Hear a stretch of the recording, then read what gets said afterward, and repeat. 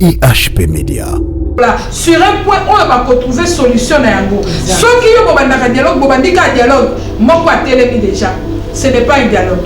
Donc, ceux qui ont un dialogue, et ceux qui n'ont que des poissons, pour le qui seraient pour trouver un compromis, oh, déjà, ça m'est fini, qui dra, oh, déjà, Bibi, la salon, à qui hôtel la télévision, ça, ce n'est pas le dialogue. Donc, bon, Luka, atmosphère, moko ya malam, climat ya malam, même point, ils ont n'engenini.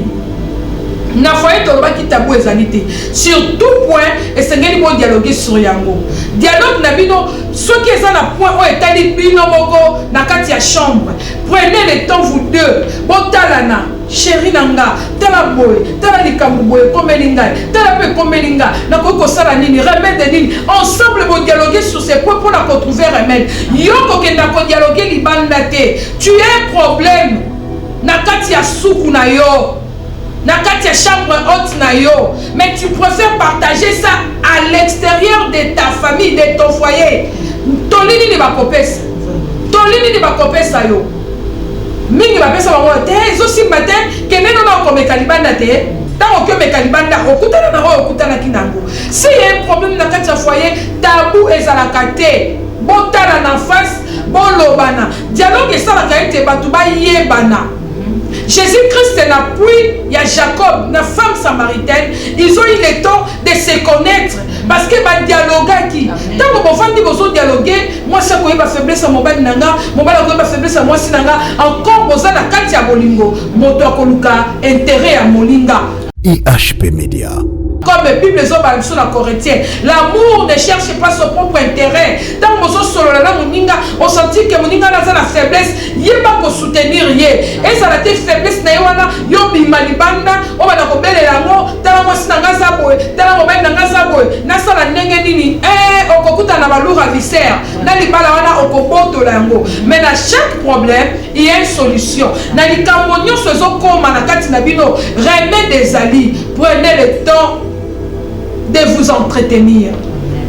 Tant que vous s'entretenir, beaucoup yebana, pe beaucoup sungana, beaucoup mona kelibana na bino e kokende malade. Bon éviter ba dialogue oyo et kabona kanake des poissons. Le dialogue oyo et ça pour aboutir na résultat te. Les sika bovandi soki eza na likambo, kotani sangote tongo 2 jours, 1 semaine. Il faut le plus tôt possible pour résoudre le problème wana, bo vanda bo solo là. Bon vanda bo solo la aza mwasi na yo aza mobali na yo tala ene longi zwata bo solo la na ye ekosala bien maman Marie a révélé soit bien été diable azwa ki taya ko ya solo la na Ève parce que maman wana Adam sala ki pembenya Ève te pembenya Ève Adam sala ki te pe li solo na maman wana ezala ki te c'est pour cela diable a qui ko profiter la occasion wana papa kotika mwasi na yo batan vite te na tango nyonso bomeka ko solo la mama kotika mobali na yo kaka bongo te na tango nyonso bomeka ko solo la tango bozo solo la boko empêcher diable aya ko mema corps étranger na kati ya foyer na bino maman Maria vraiment tokomi ko chiter boko ebisa bandeko avantage ya dialogue nini vraiment pour que batu ba maintenir vraiment dialogue na kati na ma balana ba. IHP Media, la chaîne qui vous édifie.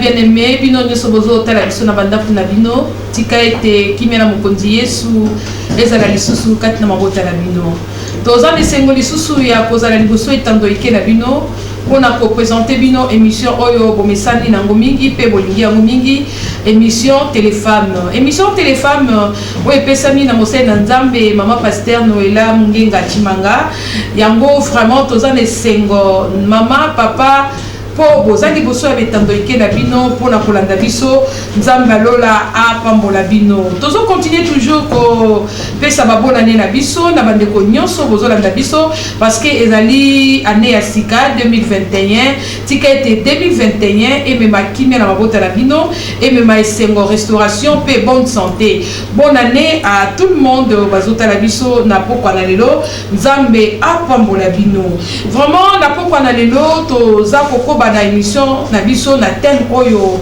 tobandaki o tozolobela sur les dialogues au sein du couple.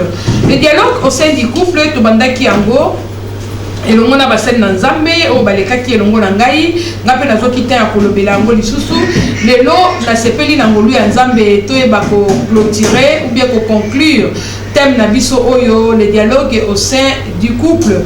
Toyebi ke ezali thème monene na batango tozwaka tando ike ezali vraiment tango. Donc je sais na lobaka ngo tango nyonso na ndela lisungi ya molimo mosantu akobakisa susu mingi oyo biso tolobite na poko na lelo pona kosukisa émission na biso na sepelaki tolobela yango na ndeko na bino malamu oboyebi mosali na nzambe Mama Maria Chama Kayoa yende azali moko ya invité na biso oyo toko clôturer émission pardon toko clôturer thème na biso oyo tobandaki les dialogues au sein du couple. Maman Maria, bonsoir. Bonsoir pasteur. Bonne année. Bonne année. Nicolas Délé, hein? Vraiment Nzamba sali biso grâce tokutani lisusu. Gloire à Dieu, Nzamba sali biso grâce tokutani lisusu. Maman Maria ya moto banda ezala bandeko kopesa kuku moi bonne année na bandeko nyonso bazotala yo na pokwa na lelo. Vraiment que Dieu soit loué. Nazo loba bonne année na ba téléspectateurs na biso balandi na biso ya émission Téléfemme et bonne année na papa Chim ici Kazali bonne année et Nzambe vraiment salela ebele ya kokamwa papa Chim Azali partenaire na biso numéro 1 ya émission Téléfemme Nzambe abatela yo et bonne année na chérie nanga apôtre Osbi Matumba oyo wapi azolanda aza scotché azolanda émission et na libota nyonso ya plaidon ensemble pour l'homme de Dieu. Merci beaucoup, bonne année na libota nyonso ya plaidon ensemble pour l'homme de Dieu. Nzambe ya lola a pambola bino. Vraiment toza na kati émission na biso o tozolobela likolo ya dialogue au sein du couple. Émission oyo to lobaki yango to bandaki yango thème oyo bandeko ebele ba réagisaki par rapport ya thème oyo bandeko ebele ba sepelaki vraiment na thème oyo ba papa mingi ba se retrouvaki bazwaki pe temps ya kosolola lisusu na basi na bango pe ba mama mingi pe ba se retrouvaki bazwaki temps ya kosolola lisusu na mibali na bango. Vraiment Nzambe apambola bino esengo na biso ezali tango nyonso tozoleka na etando ike esengeli tozwa résultat par rapport ya enseignement oyo toza kopesa po soki ba enseignement tozopesa ezozwa esika na mitema na bino te ezali malamu te parce que tango biso tozobondela tozomema ba sujet na bino epa na Nzambe tolingi ete mabota nyonso ezwa kimia. Objectif na biso ya émission Téléfemme tolingi ete mabota nyonso ezwa kimia, mabota nyonso ezala nesengo pe couple moko ezala restaurer, couple moko ezala rétablir, couple moko ezala béni au travers de cette émission Téléfemme. Vraiment Nzamba pambola bino oyo bo bénéficier ki na émission oyo na yango tolobi ete na kati na bana na Nzambe na kati ba don o Nzamba atakati na biso plutôt eza na moto moko na moko aza na mwa particularité na ye yango tokokai kosilisa thème oyo pamba boete sans pourtant tozwa pe avis tozwa pe connaissance ya mosali na Nzambe Mama Maria Chama na ngolu na Nzambe pe Nzamba salelaka ye aza pe na makanisi ebele oyo pe na lisungi ya molimo mosantu akokaki kopartager na biso sur ce thème les dialogues au sein du couple. Maman Maria tozo loba likolo na thème oyo dialogue au sein du couple par la grâce de Dieu lelo tolingi to silisa yango na yo tango tozo loba sur les dialogues. Maman Maria zo comprendre nini na oyo etali dialogue. Matondi pasteur Noëlla par rapport à sujet sur les dialogues ezaka ndeko tikoloba c'est un sujet vraiment très profond oyo que ceux qui te le lande l'amour c'est que tokoki kokende nango pe toute une année. Amen. Tozolobela kaka sur les dialogues au sein du couple. Pasteur Noëlla oyebi lelo si nous avons beaucoup de problèmes na kati ya ba couple ezali pe likolo ya likambo oyo babengi dialogue. Dialogue au sein du couple ezali bongo clé ezali moko ya ba clé oyo ezali ko bloquer ba couple belé moyen ba vivre bolamu nzambe ezade pasteur Noela oyebi ngana lobaka okoki ko kosa bato mais okoki ko kosa te conscience na yo et okoki te ko kosa nzambe oyo wapi lisu na ye emonaka même oyo ebombani bisika lisu bato ko ekomona te oyebi na lobi dialogue eza clé oyo soki ba couple belé ba comprendre yango et ko fungola makambo ebele au sein ya ba couple ebele soki tokena na oyo etali définition tozo définir dialogue lokola entretien entre deux personnes, c'est-à-dire conversation tête à tête. C'est là qu'il y a une définition. Balobi conversation tête à tête, c'est-à-dire to fanda to tala na mbundu na mbundu. Et puis to lobana. Yo bimisa oyo zanango, ngapena bimiso yo zanango to tiango wana. To bandisi koko yungola. Wapi eza malamu. O eza malamu to tiango ensemble pour tout ça les langues ensemble. Et oh ils ont la montée to enterrer pasteur Noela. Dans le but il y a dialogue na kati ya couple. Mais le drame c'est quoi? Lelo ba couple belé dialogue ils ont musika na bango. Surtout que le mari assez dit que c'est lui le chef. Il se comporte comme un chef. À couper ça ouais makanisi, c'est-à-dire les absolus. Ba ko changer en beauté, ba ko traiter en beauté. Bakoki ko discuter te Nicolas va penser na mais c'est dangereux. C'est comme ça que ba couple belé zana ba problème sérieux et ils ont continué qu'on a ranger et le diable trouve place, le diable règne uniquement parce qu'il n'y a pas eu dialogue. Le diable trouve place, le diable règne puisqu'il n'y a pas eu dialogue. Vraiment, maman Maria Nzambe apambola yo, bandeko bazo landabiso, ba couple bazo landabiso, yo moi sozo landabiso, so qui le lo porte. Il y a diable fungwama, diable akota assiégé na kati ya foyer na yo, yeba ete eloko moko ezangaki ezalaki dialogue. Yango na ngolu na Nzambe tozwi tango pe makoki ya kotalisa yo dialogue ezali nini. Mama Maria alobi ete ezali conversation, ezali entretien entre les deux personnes. Donc bato batalani mbuntu na mbuntu, batalani misu na misu, bazwi malamu na bango batena mesa, bazwi mabe na bango batena mesa, babandi mena ko yungola. Mama Maria Nzamba pambola ko yungola, c'est une révélation. Babandi ko tamiser. Ko tamiser ko yeba ete tango zo tamiser na se wana ya malamu nde ebima. Tomona ka ba mama o balingaka moi ko za la propre mingi ngana mona ngwe pa na biso ba Congo, ba mama ya ba Congo mingi bazalaka na tami. Ata fufu ngo o uti nango na mule o lobi ke mama ezala ngo bien habité. Pona se rassurer nana mafufu o bien senge na tamiser. Maman ko tamiser ngo tamiser mona zui ba salité wana to benga ngo na lingala bangenza abwaki azui fufu atena nzungu. Elle est sûre de ce qu'elle est en train de préparer, de présenter aux gens. Donc ba maman pe ba kiparate azui ngo utika na mule azui kaka bongo atena nzungu alambi o le fufu moko kuti mumalisango na kati. Okuti peut-être Moumaloso nakati parce que maman n'a pas eu le temps de tamiser. Que Dieu vous bénisse maman Mariana Lingaka mingi parce que on zakala moi ba révélation mingi. Yango maman Mariana lobi eza malamu dans un foyer et si ka dialogue ezali dialogue ezo permettre ko tamiser ba vie. Yaka la vie na yo otina kati ya tami ngape na ina vie na ngana tina kati ya tami to bandi maintenant ko balancer ko tamiser tant to zo tamiser et si ko ezo sangana ezo kita ezo bima ya malamu o ya salité to zwinini to boaki. Alors on aura à récupérer on to tamiser qui a bien to bi que voilà maintenant nous avons une vie correcte, une vie nette on ko permettre biso to tamola to lia. Tant on a zolia, on a assure, on a zolia. Tant on va aller dans la paix, azolia, assure, on a zolia. Tozo tonga. Maman Maganzamba Pambolalo. Il y a une signification générale ou bien bref. Oh maman Maria Pessimiso, il y a dialogue na kati ya foyer. Maman Maria. Tonti kolobango li solo ya batomi bale. Oh bazotala na mbunzu na mbunzu. Ba yungoli mabe ba buaki. Mais na koyungola mabe ko bwaka wana. Esengeli toye bapeti. Totala na mbunzu na intérêt nini. yango tozotuna mpona nini esengeli ta bato badialogue. Est-ce que ezalaka important badialogue? Très important, pasteur Noëlla oyebi ndenge nauti oloba tout à l'heure que soki dialogue ezate boyeba ke foyer wana to couple wana ezokende déjà na kokufa.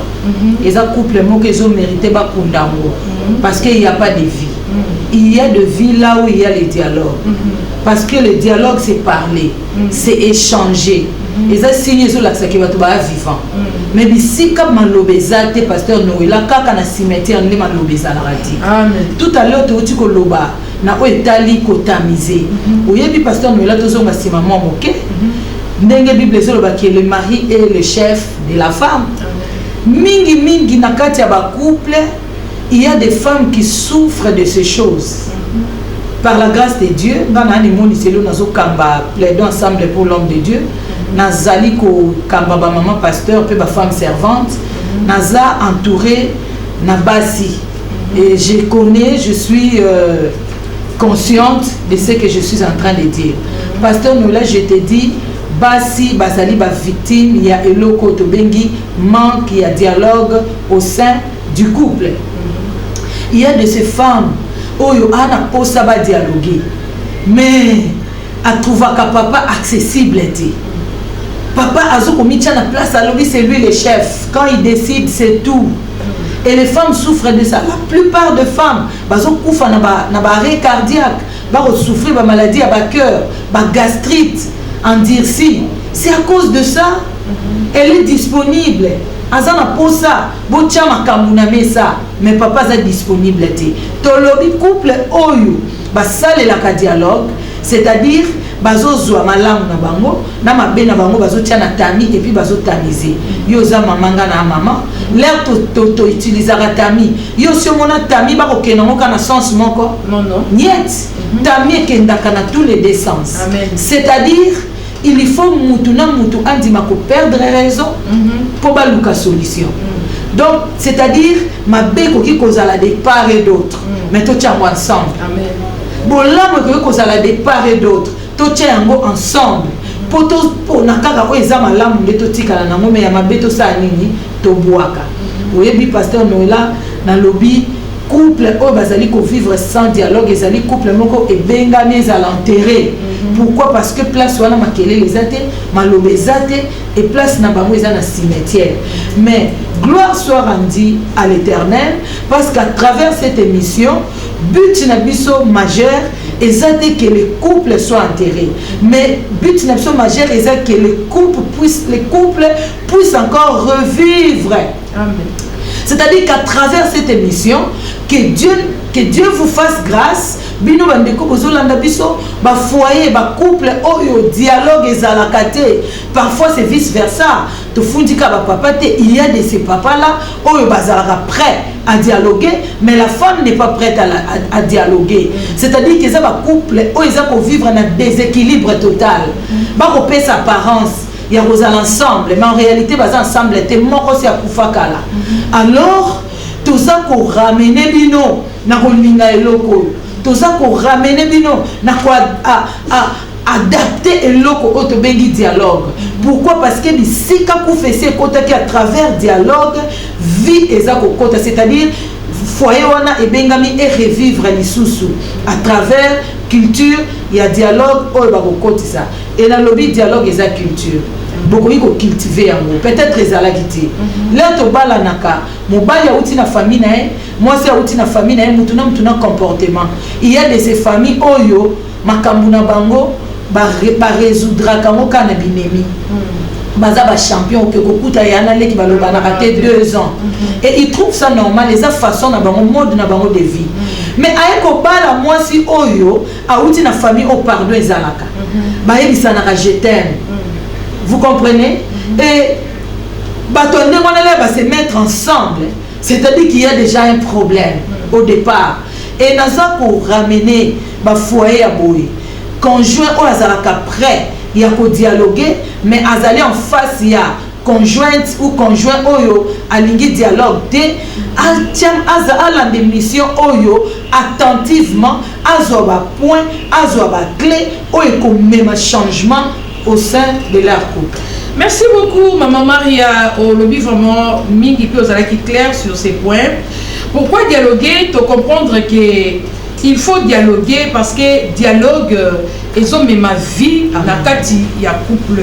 Balobi na biso na Maman Maria était couple oyo et dialogue akate ezali lokola bato basi ba kufi parce que là où il y a la vie bato ba solo laka eza na mwa maloba eza mwa makelele couple oyo ba dialogue akate baza na silence absolu c'est un couple oyo si ekufi nango yango pour ko dialoguer tina ko dialoguer et la kisi biso ete esengeli topé sa vie na kati ya ba couple na biso topé sa vie na kati ya ba couple na biso. Pourquoi moto na moto auti na esika oyo ya auti mais te moto sangani tozo solola makambo tozo solola izo permettre biso to miyebana pe na tango tozo miyebana tozo pe sa vie au lieu silence moko ezala au lieu ennemi moko ezala au lieu méfiance moko ezala kati na biso dans le couple tango tozo lobana tozo mona ete tozo pe sa vie. Maman Maria naza na préoccupation moko esengela ki to partager. Maman moko sololi nanga elle a un problème. Maman on a na Brazzaville parce que émission la biso bato bazola ndango mingi na Brazzaville na Europe na États-Unis surtout na ndenge toza na YouTube soko obeti émission téléphone okomona ba image na biso soki okoti na YouTube obeti EHP Media okomona pe ba émission na biso ezoleka donc bato bele bazola ndango. Maman moko na ndaki émission alobi pasteur Noëlla Sunganga tant que le dialogue et ça vraiment les kamomoko et ça malamu ya motuya oyo nga na zolu ke salama na famille nga na foyer na ngai mais ezo salama te na tout ni mama ezani na bi mama na bela ki tant na beli mobali na nga moni ke na beli a préféré akende na ye ko zo mwasi mususu atiki nga na malade akende na ye azu mwasi mususu tant azu mwasi wana mwasi pa ke ko zo azu mwasi ya bato tant azu mwasi ya bato mwasi mobali ya mwasi wana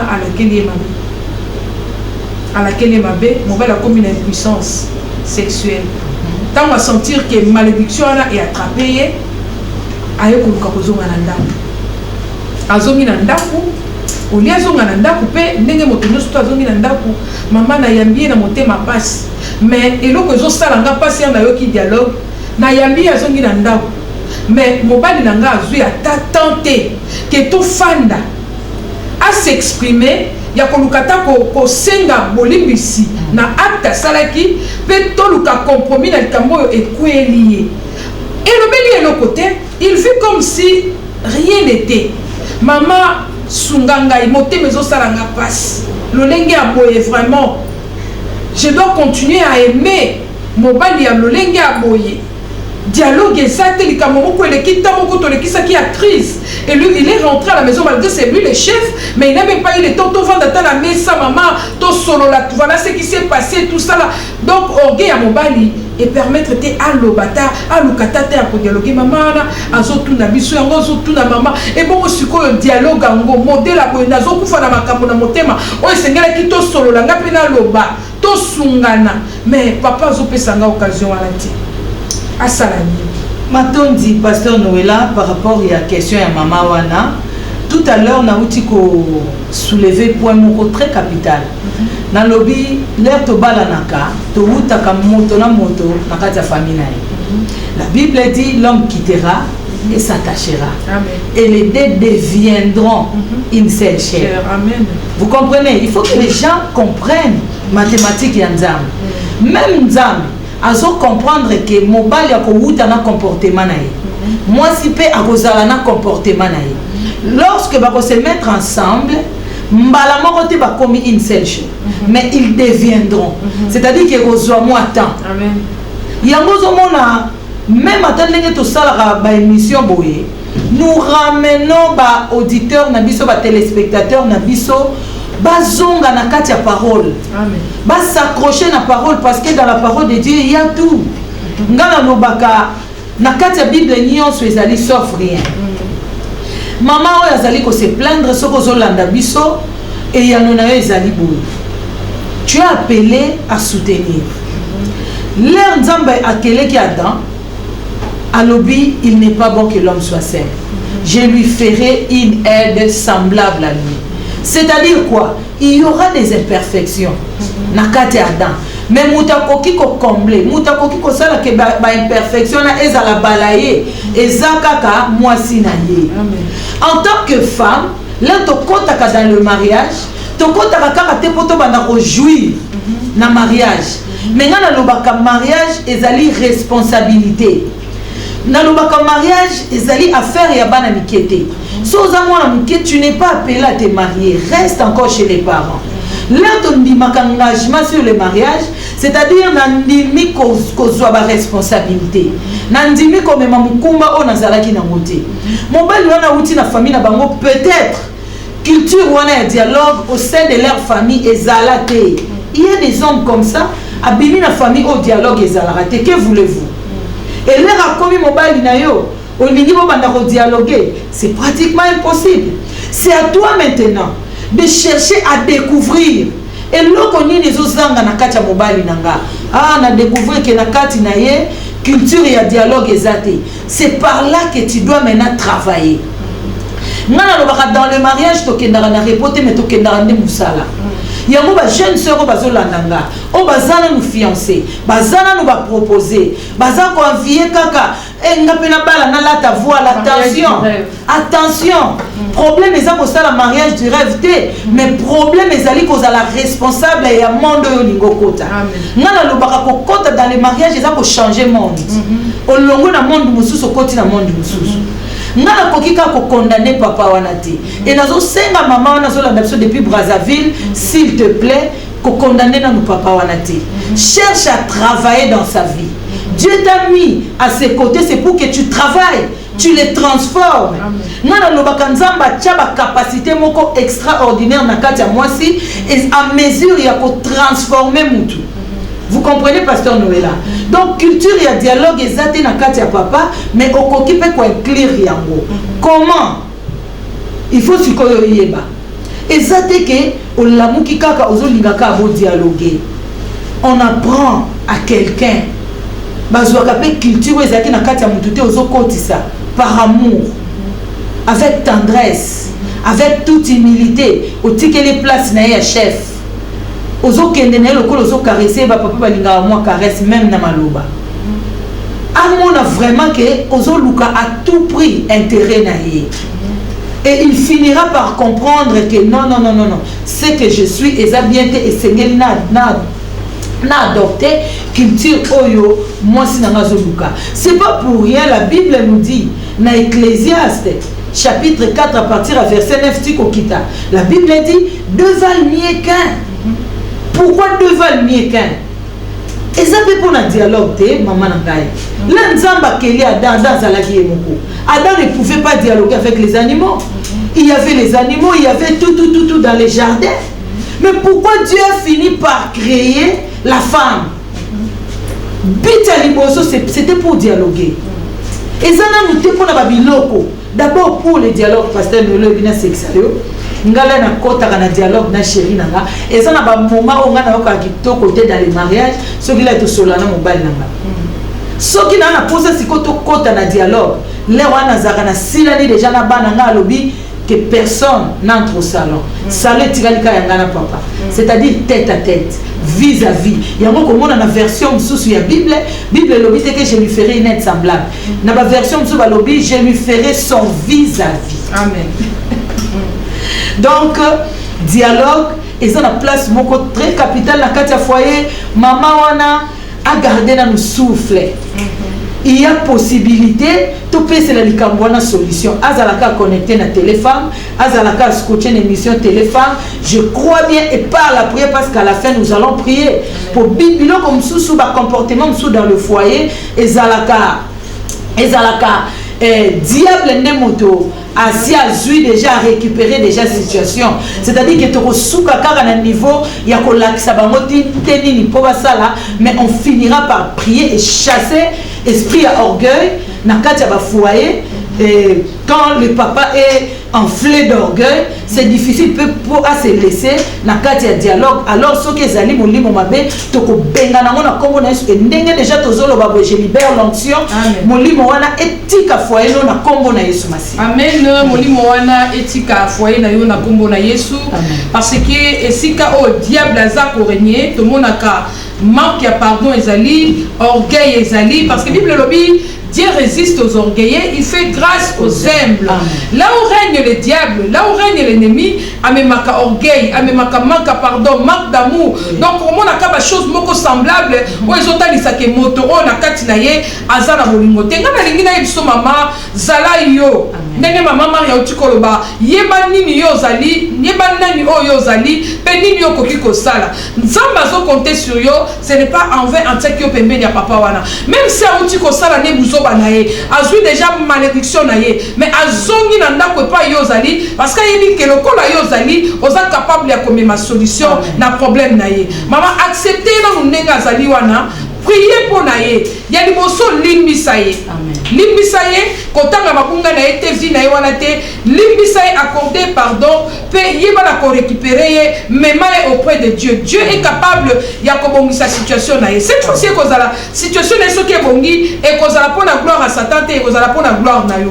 Supporte cette charge ezaya yo nzamba yebi ke yo ndo kokokango mutu mso kokokango te zala na place na yo comme étant insemblable aider papa oyo ata a créer nanu opportunité dialogue te yo koki ko créer yango créer opportunité oyo muke banda ko pénétrer ye o solo la naye oyo bisaye ke mutu oyo pesa ka solution na ba problème nyonso eza nzambe o atangela kabiso mabete malédiction ko kozala ezuye parce que eza na effet malédiction eza na cause plutôt eza na cause ne ezui mais nzamba efasa quand même ba cause ya malédiction soki mutu kaka a reconnaître mabe na ye azongi na makolo na ye nzambe akope sa solution zala solution pour na ye ndima elolenge wana ndima na ba naye yomi kitisa limbisa ensemble boluka solution na nzela dialogue nzamba kokangola mobali na yo nzamba pambola yo mama Maria eza vraiment elengi ko dialoguer mais ko dialoguer ngo pe ezalaka na ba ndengeti yango to lito yeba mama Maria comment dialoguer ndenge ni bato bakoko solola ko dialoguer za la maman bibika na douche kuna mona chérie maman dit ko solola ou bien monika na balabala ou bien monika sika balinga mais que peut ko ebisa maman comment dialoguer oyebi pasteur Noëlla na kozonga muke pour na ko révéler ba papa eloko moko très capital oyebi tangu maman azana posa dialogue ezala mais papa azako ko refuser aza ko repousser maman alingi ko cultiver et loko wana te to bengi dialogue je dis c'est dangereux oyebi faiblesse à moi c'est ezana matoi mais faiblesse ya mobile ezana miso yango ba papa oyo baza ko landa biso avec toute humilité et naza ko senga na ba papa bandima eloko dialogue culture ya dialogue eza pona bolamu na bango moko lelo soki basi ebele babima libanda mais eza à cause ya manque ya dialogue na kati ya bafoyer pasteur Noëlla tangu Adam na kati ya jardin a cultiver quitter sens ya ko dialoguer na Ève mais diable a ko dialoguer na Ève et diable a parvenir kokwa isa Ève kobebisa makambo ebele les papas doivent aussi faire très attention parce que soki kaka papa na kati ya foyer aza ko repousser culture ya dialogue le diable viendra et quand le diable viendra mais le diable viendra dialoguer avec ta femme wana entre guillemets basi o bayambana nu Yesu te lokola mokonzi pe mobikisi lero yo papa ozoboya culture ya dialogue c'est-à-dire oza ko exposer moi sinalo pour faiblesse à moi c'est zagoyoka moi c'est linaka yoka ata soki par reproche aux sala e eza ko kende na contre ye mais dis-moi ayoka que olingiye yango zo pekise logo x olingiye yango zo pekise logo y mais tant yo continue ka ko garder silence na asala malam na asala mabe et lobela ko logo te je t'assure que le diable viendra pasteur Noëlla lobi comment dialoguer et par là nakoyi koloba il faut connaître les tempéraments ou les caractères de son conjoint ou de sa conjointe. C'est très capital. Et ça, le quoi ndenge uti koloba. Et ça, tête au lamu qui kaka photo dialogue te. Maman, au lieu de la culture, il y a dialogue dans le foyer. Foyer au dialogue, et ça l'a raté. Premièrement, bandana nous koye ba tempérament. Il y a mobile na yo. C'est très important. Leur papa tempérament na eza bientôt au niveau dialogue na leur wana mais écoute les kate. Oko échouer. Il faut que pour na ba moment. Otali penza, olobi lelo papa za na kati ya siete na. Lelo penza na moni ça va aller. Okoki kozwa papa na leur wana. Obandi ko ebisa ye, moi maloba, oye koki ko buka ye. Osali pe moi biloko ya lingaka, ba mama bozo comprendre pour nazana liboso etando eke. Bana mikepe bazolanda, c'est-à-dire na koki ko kota penza kati te mais faut comprendre. Que tant aussi obongisi, o esengeli obongisa. Okomi penza na point o papa lingaka. Okomi komi kitsolobi chéri. Lelo penza to mekana ko dialoguer muke. Na mona ko dirait na couple na biso culture a dialogue ezate. To koki pe ko koti sango Eza pe moko élément o ko sala pe ke foyer na biso tongama yo bandi parce qu'il y a de ces femmes là ozo zela kaka mobali nda banda. Non. Tu peux aussi commencer. Yo poko ki ko koti sa culture wana parce que ba capacité on a nzamba tchambo pe na kati na yo mwasi. Et petit à petit ba français ba lobi la petite vient en mangeant. Lelo koti si ngo mwa muke. Lobi kuna o koti ngo mwa muke malembe. Et au baki c'est la prière élément moko très capital au pasteur Noëlla le baki parce que la prière ne tombera jamais. Voilà pour ça ma communion c'est si na foyer na yo boboko c'est la prière. Amen.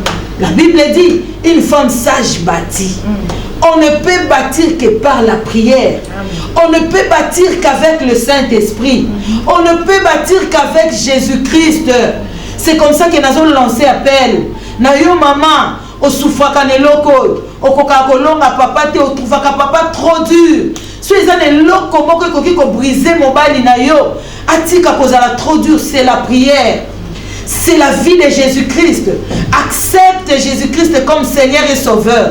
Ndima Yesu comme maître na kati ya foyer na bino. Banda ko yebisa ye o ezali ba posa na yo. Banda ko talisa ye posa motema. Et tu verras le miracle. Au comment que les maris les plus difficiles, oh il y a un dialogue tel l'autre fois, mais cette fois-là à quoi personne n'y toille. Pourquoi? Parce que mon lit mon centre c'est comme mutazo ça les ans sous effort na lutte. Vraiment et que ça les sous effort na yote et que ça va effort à mon lit mon centre parce que comprendre que na likambo nyonso eza na kati ya foyer nanga na kati ya couple nanga et c'est ngena recourir na nzambe et c'est ngena recourir na Jésus-Christ et c'est ngena recourir na Saint-Esprit yende o akopesa yo makoki parce que balobi mutu te mutasala libala libala ezali nde nzambe nde ayeba na kosala libala nzambe nde asangisaki diable asangisa na yelo côté donc libala eza nzambe nde ayebaki na instaurer yango ayebaki na construire yango ayebaki na kosala yango donc moi si pe mobali olingi okotisa dialogue na kati ya foyer na yo esengeli o recourir kaka na prière. Prier sans cesse. Bible dit to prier na moment nyonso. Prier sans cesse. Kolemba li bon delite parce que li bon delite ezali fungola ya nyonso na kati ya bomoi na yo. Comment dialoguer maman Maria Lobi? Il faut qu'on ait un tempérament. Tempérament ya partenaire na yo. Moment nini oyo koki koya ko pusana pona koluka dialogue. Comment? Maman Lobi te maman oyebi ba moment oyo si obongisi obongami obongisi makambo nyonso oye ko introduire li solo papa to ko solo la sur un point. La fois passée to loba qui était na ba tempérament il faut ko yeba mobali aza na tempérament nini okoza la te moment o mobali alinga match aota la match yo ye oya kotabo bana kosolo esimbate ou bien moment oyo moi sinon alinga série azota la yo ye moment wana obandi ko imposer bo solo la ekosimbate. Donc il faut que luka moment moko propice moment oyo eza bien on dit que non assisiner autant la information assisiner autant la match na ye maman passer si ba occupation na ye beaucoup ko vanda moment wana bana baza musika la bino soki boza na bango o baza na bana te bino moko même dans le salon même dans la chambre bovandi na moment wana bobandi ko solola tolobaki soki pe moment ngwe bongi moninga bongi si aye ko senga oli solo papa bima na se adra amen. Moninga c'est que déjà que chérie on va parler sur quelque chose to kosala bo yo wana déjà soki mi fini kidra aya ka so bana koningisa kayo chérie je t'avais dit on déranger ngana on déranger ngana et pourtant peut-être oyeba ki programme moi maman pe oyeba ki programme papa c'est que tu as besoin de solo là yo déjà journée mobimba sala aussi au lembi cassé tant papa yabi je t'avais dit que on va poser aujourd'hui sur ces points ah chérie tu sais aujourd'hui j'ai beaucoup travaillé. Mais tu connaissais les programmes. Comment dialoguer? Il faut planifier aussi. Amen. Planifier. Dans la journée, il faut ton solo là.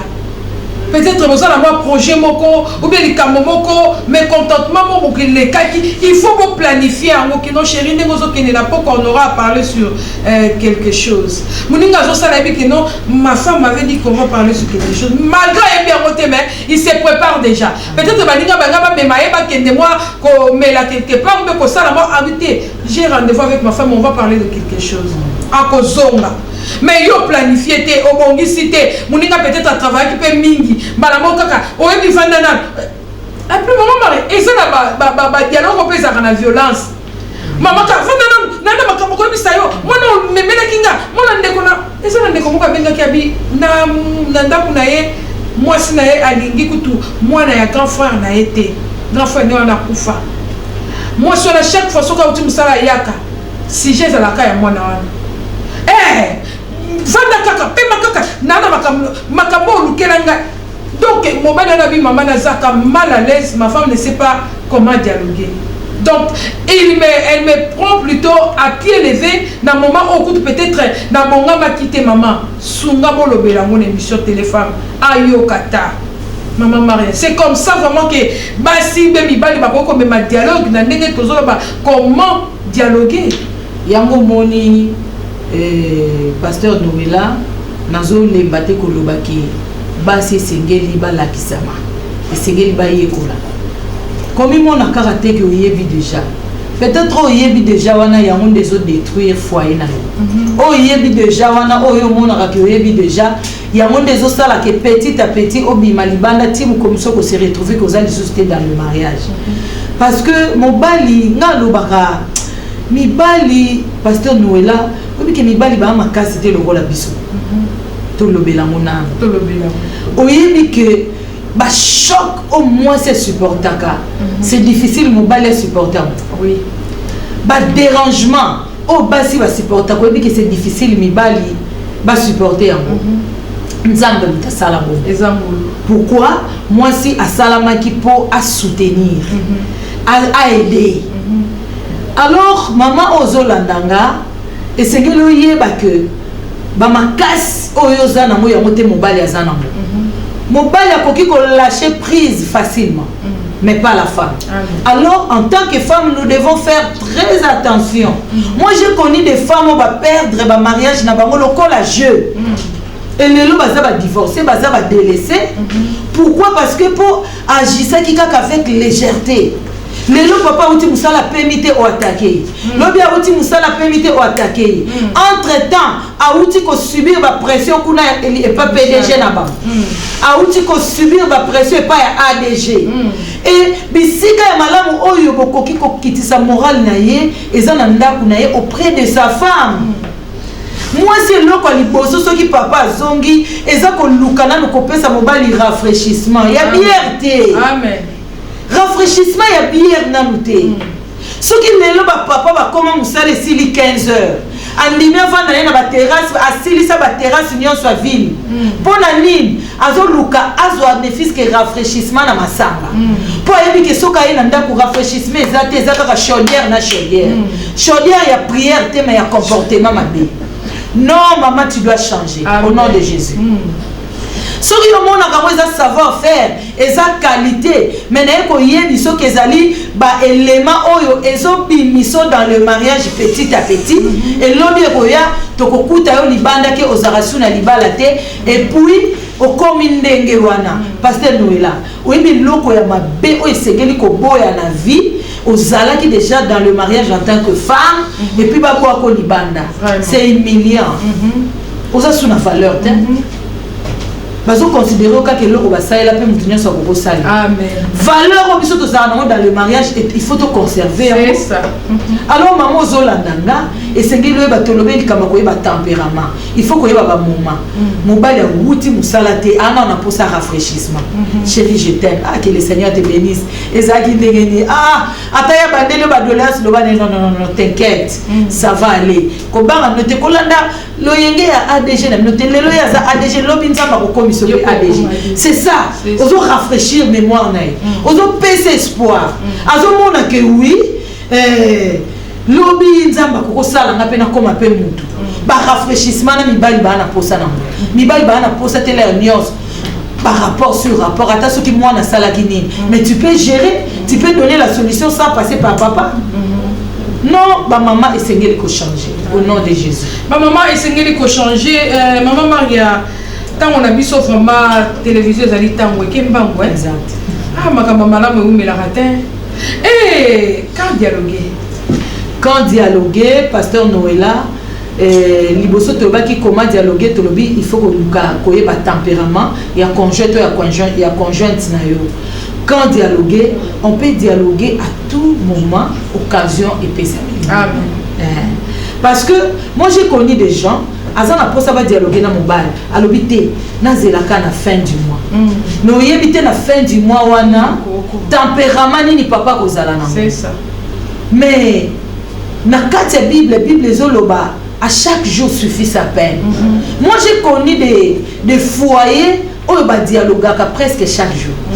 Mais ba dialoguer pour ba tonga et puis ba zo avancer. C'est ça. Ça le ko ba tonga na ba zo élever ba mur. C'est ça. Donc ils ont senga kaka ndenge boko s'organiser. À chaque fois qu'il y a occasion à ma lame et pesa mille dans le couple, vous l'équissatez, vous dialoguer. C'est-à-dire vous construire quelque chose petit à petit. On peut dialoguer à tout moment que occasion et c'est présent. Merci maman Maria, on peut dialoguer à tout moment où occasion et pesa melibino. Donc dialogue et ça n'attend ôté. On te dialoguer la début à moi, tu dialoguer la fin du mois, tu dialoguer non. Peut-être il y a la fin du mois dialogue à ma casse parce que le salaire est au côté. Néo va le salaire ma calcul. La début il y a moi, on va introduire déjà ma demande de non. Dialogue et ça dans moment nous sommes beaucoup dialoguer ce qui occasion pesa melibino bon dialoguer dialogue na bino et ça tes à quoi dispute na introduction na biso tolobaki dialogue et sengeli et sandisa et aboutir na conclusion dialogue et zalate et bandi bosuki na ke de poisson bo bandi a B o a télébi o a tiki o a siliki o a kei non ça ce n'est pas le dialogue dialogue et l'exhibition était tant on va tomber balé ba vandi bazo solo là pour trouver compromis sur un point. Donc cela veut dire que maëlle na bango makanisi na bango na kati ya bolingo batalani en face bazo solo là sur un point on va trouver solution na yango soki yo bobandaka dialogue bobandika dialogue moko atelemi déjà ce n'est pas un dialogue. Donc ceux qui m'ont dit dialogue et ceux qui n'ont que des poissons pour le qui seraient pour trouver compromis oh déjà ça mi fini qui dra oh déjà bimi na salon à qui hôtel la télévision ça ce n'est pas le dialogue. Donc bon Luka atmosphère moko ya malam climat ya malam même point ezandenge nini na foyer toloba ki tabou ezalité sur tout point et sengeli bo dialoguer sur yango dialogue na bino ceux qui sont à point où etali bino moko na kati ya chambre prenez le temps vous deux botalana chérie nanga tala boy tala likambu boy komelinga tala pe komelinga na ko sala nini remède nini ensemble bo dialoguer sur ces points pour la retrouver remède yoko kenda ko dialoguer libanda te tu as un problème na kati ya suku na yo na kati ya chambre haute na yo mais tu préfères partager ça à l'extérieur de ta famille de ton foyer tolini ni bakopesa tolini ni bakopesa yo mingi bapesa bango te ezosimba te kende nona okomeka libanda te ntango okomeka libanda okutana na oyo okutanaki nango si y a un problème na kati ya foyer tabou ezalaka te botala na face bolobana dialogue esalaka ete bato bayebana Jésus-Christ n'a pris, il y a Jacob, la femme samaritaine, ils ont eu le temps de se connaître parce que va dialoguer qui. Tant que vous avez dialoguer, moi c'est quoi ma faiblesse à mon bal nanga, mon bal ma faiblesse à moi sinanga, encore vous avez la katia bolingo, moto akoluka intérêt à molinga. Comme la Bible les hommes sur la Corinthienne, l'amour ne cherche pas son propre intérêt. Tant que vous avez solo la moninga, on sentit que moninga a la faiblesse, il y a pas pour soutenir yé. Et ça a été faiblesse na yoana, yo bimalibanda, on va la rebelle l'amour, tant moi sinanga zaboe, tant moi nanga zaboe, na sala nenge nini, okokuta na balura viscère, na libala wana okoboto lango. Mais à chaque problème, il y a une solution. Na likamonion sezo koma na kati na bino, remets des alliés, prenez le temps de vous entretenir. Tant que vous s'entretenir, beaucoup ebana, pe beaucoup sungana, beaucoup mona kelibana na bino e kokende malade. Bon éviter ba dialogue oyo et kabona kanake des poissons. Le dialogue oyo et ça pour aboutir na résultat te. Les sika bovandi soke za na likambo, kotani sangote tongo 2 jours 1 semaine. Il faut le plus tôt possible pour résoudre le problème wana bo vanda bo solo là. Bon vanda bo solo la azam mwasi na yo azam obali na yo tala ene longi zwata bo solo la na ye ekosala bien maman Marie a révélé soit bien été diable azwa ki ta ya ko solo la na Ève parce que moment wana Adam zala ki pembenya FT pembenya Ève Adam zala quitté, puis il sort dans moment là et zala quitté. C'est pour cela diable a qui profiter de l'occasion là. Papa, kotika moi si na yo ba temps vidité na tango nyonso bon meka ko solo la. Maman, kotika mobali na yo kaka bongo te. Na tango nyonso bon meka ko solo la. Tango bozo solo la, boko empêcher diable aya ko mema. Corps étranger na kati ya foyer na bino. Maman Maria vraiment to komi ko chité pourquoi mi sabandeko avantage ya dialogue ezani vraiment pour que batu ba maintenir vraiment dialogue na kati na ma bala na bango. Gloire à Dieu. Avantage ya dialogue au sein du couple, pasteur Noëlla, c'est d'abord l'harmonie. C'est l'amour et la compréhension. Amen. Bisika dialogue eza. En tout cas, ba fruit au boromona na kati ya couple wana c'est l'harmonie, c'est l'amour et la compréhension. Amen. Donc mon couple mo va se comprenant, papa comprenera maman facilement, maman pas comprenera papa facilement, il y a l'amour et il y a l'harmonie. Yango bandeko bolandi biso. Bo voter na bino culture oyo ya dialogue.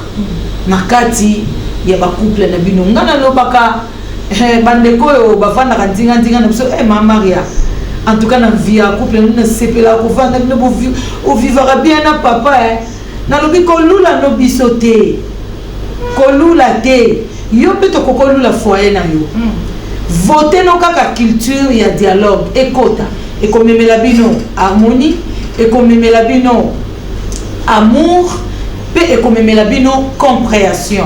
Alors, on a équilibre total et continue à foyer na bino. Équilibre total et continue à foyer na bino vraiment to komi na suka émission na biso nzamba lola pambola bino nyoso bozo kita ya kolanda biso liboso ya etandoike vraiment na ngolu ya nzambe to sepelaki ko suki sawa ezalaki thème na biso dialogue au sein du couple. Yo landi biso pelelo opo landaki biso je pense aux 8 1 plus nakati ya masolo na biso oyo molimo mo centre pemisaki to kabola na bino. Maman Maria bakuku pona ko clore émission na biso bandeko ko pesa mbote vraiment na koloba nzambe ya pambola yo pasteur Noëlla na confiance au sala ka biso de temps en temps ozobengisa biso to ya ko partager et sango malamu na nzela émission oyo téléfemme na loba toujours nzambe afulu ki cette émission oyo kende boso ba kuku na ba nyonso ba yebi prophétesse Maria visionnaire et ministère et intercession plaidant ensemble pour l'homme de Dieu wana nazape ko pesa ba kuku na balandi na biso nyonso tout PEHD bisika nyonso bozali même à l'étranger même à Kinshasa vraiment que le Seigneur vous bénisse. Bobo Sanate culte nene action de grâce au tozo bananango année 2021 le 14 février, vous êtes invités dans la salle de fête panafricaine, dans la cité vert, siège central, il y a ministère plaidant ensemble pour l'homme de Dieu. Merci beaucoup, Maman Maria. Bandeko, nyonso bolanda kibiso, nzambe ya pambola bino. Tokomi na suka ya émission na biso, nazobosana te kopesa mbote mingi na chéri na ngai pasteur Chimanga Pierre esika zali nzambe apambola yo pe na pesi mbote na ngai na ba mama nyonso ya plaido ensemble pour l'homme de Dieu pe na ba femme sans limite nyonso ya communauté la bonne parole, sans oublier l'apôtre Ifambe nzambe apambola yo na pesi mbote mingi na bandeko nyonso basi nyonso ba servante nyonso ya église missionnaire la bonne parole ba protocole nzambe apambola bino pe ba diacre ba diaconesse ba ancien nzambe apambola bino vraiment na lingaka bino mingi tika ete nzambe alola apambola bino ba téléspectateurs na biso nyonso o bozwa tango ya kolanda biso chaque dimanche à partir ya 19h net bozotala lelo rediffusion na biso chaque mercredi à partir ya 14h30 tika ete nzambe apambola bino téléfemme eza wana mpona bino ozala besoin oh ya ko participer na émission na biso ozape na 1+ ndenge nzamba ko pemisa yo benga biso na ba numéro na biso eza na ba ya écran na yo tokoyamba yo na émission okoloba pe de la part de l'Éternel nzambe ya pambola bino na pamboli papa Thomas chauffeur na ngai nzambe ya pambola yo vraiment tika etengolu na nkolo ezala na bino. C'était bel et bien votre émission Téléfemme on a pamboli ba réalisateur na ngai nyonso osé belé to sito mesani boyebani nzambe apambola bino papa Charlie papa Nathan nzambe apambola bino vraiment tika ete nkolo Yesu azala na bino na bosani te cameraman na ngai frère Gédéon nzambe apambola mobu oyo ya sika mabota na bino nyonso epambolama ingénieur na biso de son frère Serge Donciel nzambe pe apambola yo vraiment boza ebele boza edele baona tangi te boyebi nzambe alola apambola bino kimia na mokonzi Yesu ezala kati na mabota na bino. Ciao. IHP Media, la chaîne qui vous édifie.